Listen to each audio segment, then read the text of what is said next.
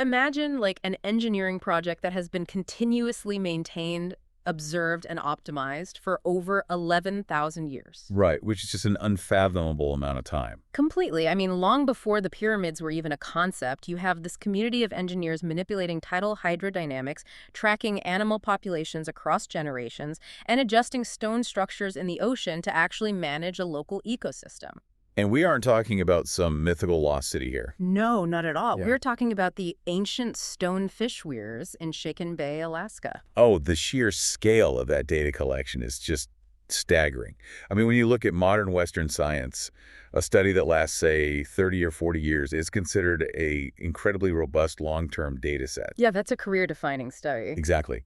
But what we're looking at in Check-in Bay is empirical observational science that spans millennia. It's been passed down and refined through very specific cultural mechanisms. Well, welcome to this deep dive. I am your host, and as always, joined by our resident expert.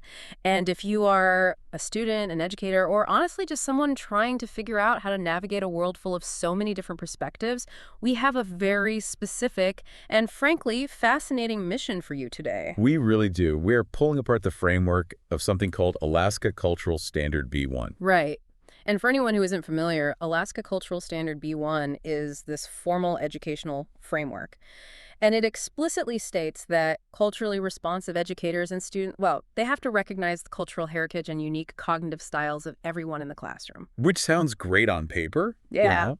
But more importantly, it sets this really rigorous benchmark for how we encounter local and indigenous knowledge. Yeah, it demands that we move way past that sort of superficial appreciation and actually learn to engage with these cultures as complex, living knowledge systems. So the central question we are tackling for you today is basically this. How can you learn from another culture without ranking it, without reducing it to some stereotype, without copying it, and without losing respect for your own foundation? Right, because we are totally tossing out the idea that learning about a culture just means, like, eating a different food in the cafeteria or looking at some traditional clothing behind a glass case. Yeah, that aesthetic approach to multiculturalism. Mm.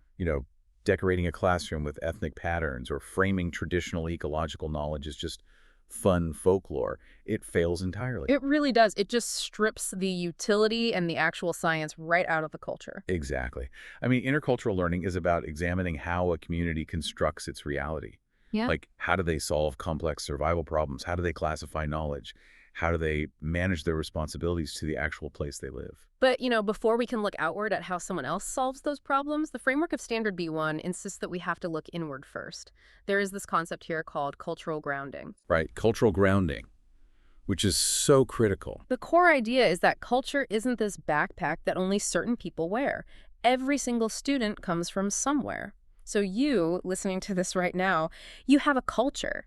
It is the invisible lens through which you currently measure what you think of as normal. And people so often assume they are completely neutral observers of the world, but they just aren't. Yeah, no one is objective. Right, your family history, your language, the values of your local community, these all form your baseline. And a failure to recognize your own cultural lens means you will inevitably judge another culture based on an unspoken, invisible standard. But let me push back on that for a second, though. Because if I spend all my time validating my own cultural background, studying my own backyard, aren't I just, building a fortress? How do you mean? Well, it just sounds like a recipe for becoming ethnocentric and entirely closed-minded to the rest of the world. Like, I'm just focusing on myself. There's a super common concern, but the psychology of learning actually demonstrates the exact opposite mechanism. Oh, really? Yeah. When you lack a solid understanding of your own identity, encountering a radically different worldview feels like an existential threat. You become defensive. Oh, I see. Right? You mock what you don't understand, or you try to assert superiority just to protect your own ego. Mm. But when a student possesses a deep, examined understanding of their own heritage, they gain psychological security. So think of it like a physical center of gravity. Like if you are standing on a balance beam and you have no idea where your core is, Any sudden gust of wind like any new idea is going to make you panic and fall right off. That is a perfect analogy, actually. But if your center of gravity is strong and balanced, you can lean way out over the edge. You can examine an unfamiliar perspective, test out a totally foreign concept, and look at the world upside down without feeling threatened, because you have the secure footing to pull yourself back to center. Exactly. And that physical analogy translates perfectly to intellectual exploration. Once you have that secure footing, you can approach another culture's knowledge system with genuine curiosity rather than, defensiveness. And when you do that, the complexity of what you find is just astonishing. Let's go back to those stonefish weirs in Chicken Bay, because this really illustrates that massive leap from cultural folklore to rigorous science. Yeah, these aren't just random rocks thrown in the water to trap whatever happens to swim by. Right. The hydrodynamics at play here are incredibly precise. Basically, a stonefish weir relies on tidal estuaries.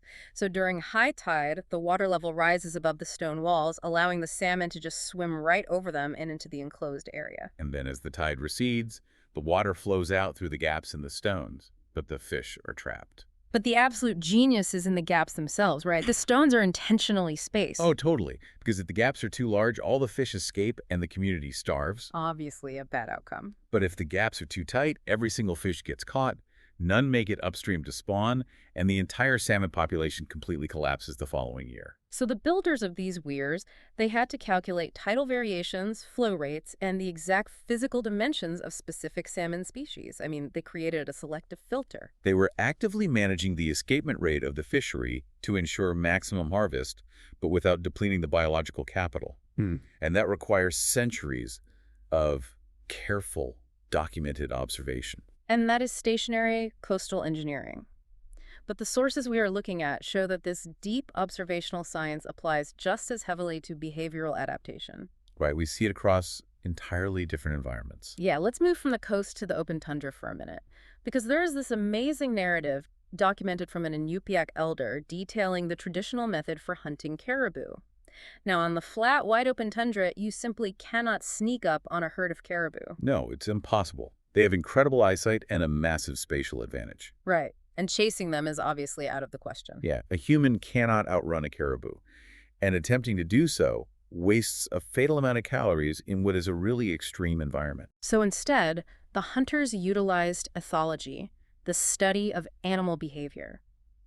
The elder described how hunters would stand out in the open, fully visible, and physically mimic the movements of a giant bird flapping its wings. Which is wild. Because to someone lacking the cultural context, flapping your arms at your prey might look like some kind of primitive magic or a superstitious ritual. But it is neither. No, it is a highly applied psychological trigger. Exactly. Because the lead bulls of a caribou herd, they are highly protective, but they are also intensely curious. When they see a predator they recognize, they run. But when they see a strange, unidentifiable, large movement like a giant bird, their curiosity completely overrides their immediate flight response. They just have to identify the threat. Yes. And to do that, the lead bulls will actually circle back toward the movement in a closing spiral so they can catch the scent downwind. So the hunter isn't chasing the caribou at all. The hunter is using the animal's own neurology to pull the harvest directly to them. That is just brilliant. And the contrast between those two systems, the coastal fish weir and the tundra caribou hunt, it brings us to a really critical realization about how we categorize people. Oh, absolutely. Because that caribou strategy is brilliant on the open plains of the Arctic. But if you go into the dense, temperate rainforests of southeast Alaska and start flapping your arms to attract a deer, you are just going to starve to death. Right, you'll just look ridiculous and scare everything away, which really shatters the whole illusion of a monolithic Alaska native culture. Generalizing these communities is honestly biologically and geographically illiterate. Completely.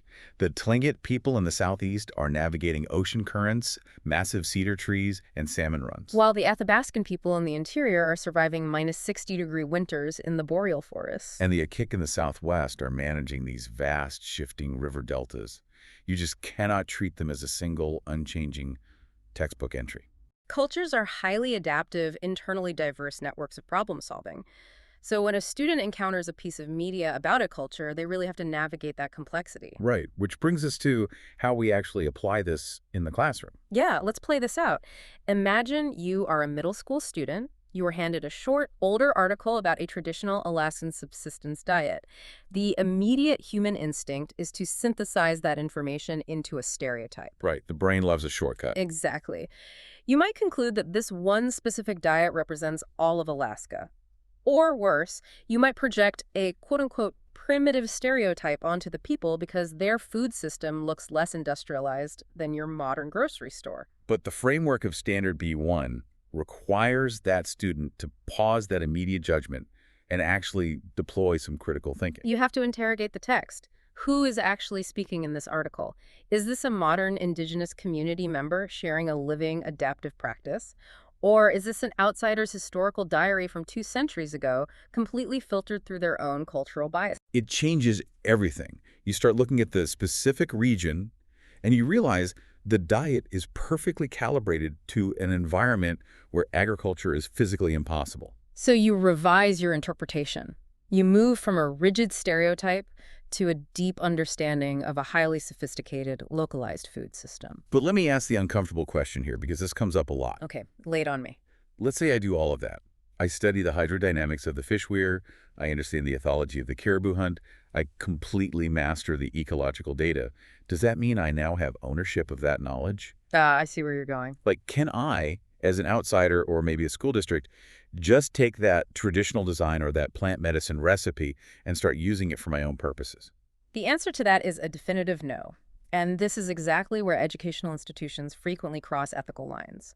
There is this deeply ingrained assumption in Western education that all knowledge is just a public resource, free for the taking. Right, like it's all open source. Yeah, but understanding a practice does not grant you the intellectual property rights to copy, perform, or extract it. So the goal of intercultural learning is not to mine other cultures for useful tools. Because when you extract knowledge from its culture, you strip away the responsibilities that actually keep that knowledge safe. Yes, indigenous knowledge systems cannot be separated from the people who carry them, the specific places they originated, and the ethical rules that govern their use. There is actually an ecological example in our sources that perfectly illustrates this inseparability of knowledge and responsibility.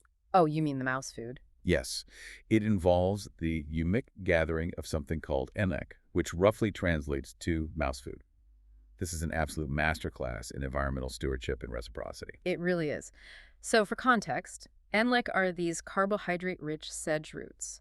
They are highly nutritious, but the problem is they are incredibly difficult for humans to dig out of the tough, often freezing earth. But the tundra voles, these little rodents, they are perfectly adapted for it.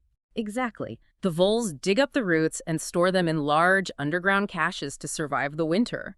So yupik gatherers locate these caches and harvest the roots directly from them. Now, if you are just extracting the biological utility of this, your brain says, great, free calories, let's go dig them all up. Right, maximum efficiency. But if you do that, you trigger an ecological collapse.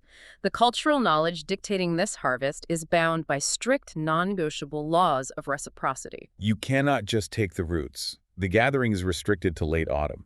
And when you open the cache, you are only permitted to take a specific portion of the roots. Because you have to ensure the vole has enough food left to survive the harsh winter. And most importantly, you must leave a replacement gift in the cache, usually dried fish or seeds. And that dried fish isn't just some symbolic token of appreciation. It is a dense caloric substitute.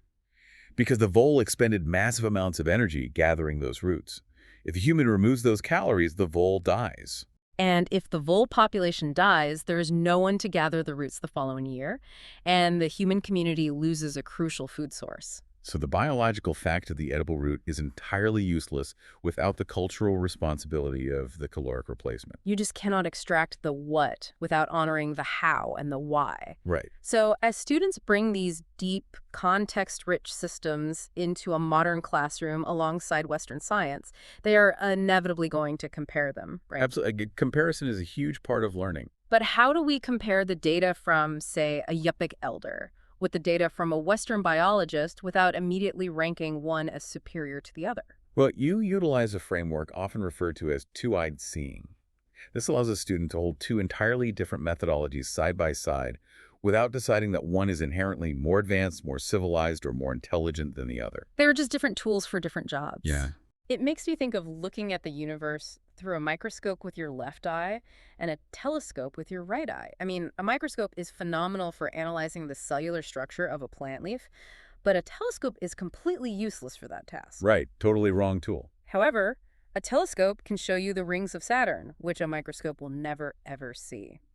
They operate on different scales using entirely different lenses, but both are highly rigorous, essential instruments for mapping reality. And you would never argue that the microscope is somehow more civilized than the telescope. Exactly. It makes no sense. And when a student learns to use both eyes, their understanding of the world becomes exponentially richer. Take the study of phenology, which is basically how biological life responds to seasonal climate changes. Right. A Western scientific approach might use automated digital sensors to track the water temperature of a river over a decade to predict exactly when the salmon will run. Which is valid data, but the local indigenous indicators represent thousands of years of localized data collection. For example, knowing that the wild salmon run is beginning not because a wall calendar says it's July 1st, but because the mature cottonwood seed hairs are suddenly flying on the summer wind. And the release of those cottonwood seeds is a biological indicator that is perfectly calibrated to the exact soil temperature, the air temperature, and the seasonal timing of that specific watershed. It is a far more accurate, localized trigger than just an abstract date. And we see this across the state. Like, the Yupik calendar includes a month called Tegmirvik, which translates to the time that birds come. Oh, I love that. Yeah, it is a temporal marker defined by the actual migration patterns of waterfowl, rather than just abstract numbers on a page. But this brings up a really important trap that people fall into. What's that?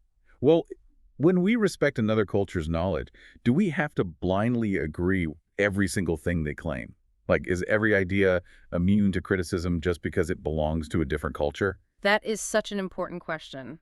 And the answer is not at all. Standard B1 does not ask you to just abandon your critical thinking.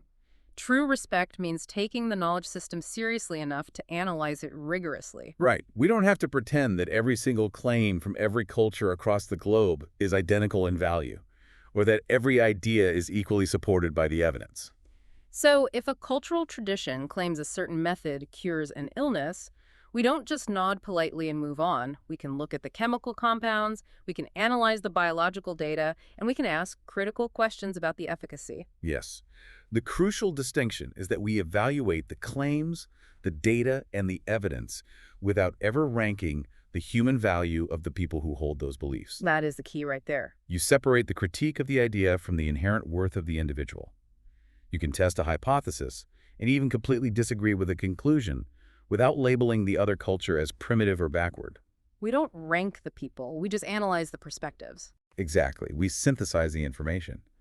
When we look closely at how different communities classify knowledge, make decisions, and respond to environmental change, the entire foundation of our science education is strengthened. Well, we've covered a massive amount of ground today on how we approach the world around us.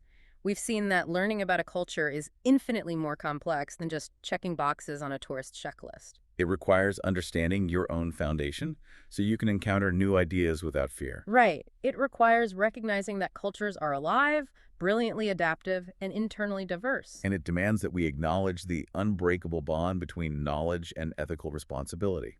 Like we said, you can't take the root without feeding the vole. And it challenges us to compare different scientific lenses, like our microscope and telescope, while maintaining both rigorous inquiry and profound human respect. Based on the educational frameworks we've unpacked today, there is a specific mandated message that we want to deliver directly to you as you navigate these different worlds of knowledge. And that message is this: learn deeply, compare carefully, ask permission when needed, keep your own footing while making room for someone else's world. That really sums it up perfectly. But before you go, we want to leave you with one final thought to mull over. When we learn another language, we often just try to swap their vocabulary words for our own right. We just assume the underlying grammar of reality is exactly the same. Right, we assume everyone maps the world the same way. Exactly. But some cultures structure their languages without absolute directions like left and right, relying instead on cardinal directions like north, south, east, and west. Oh, wow. Yeah, so if you want to say your leg hurts, you have to say your southwest leg hurts.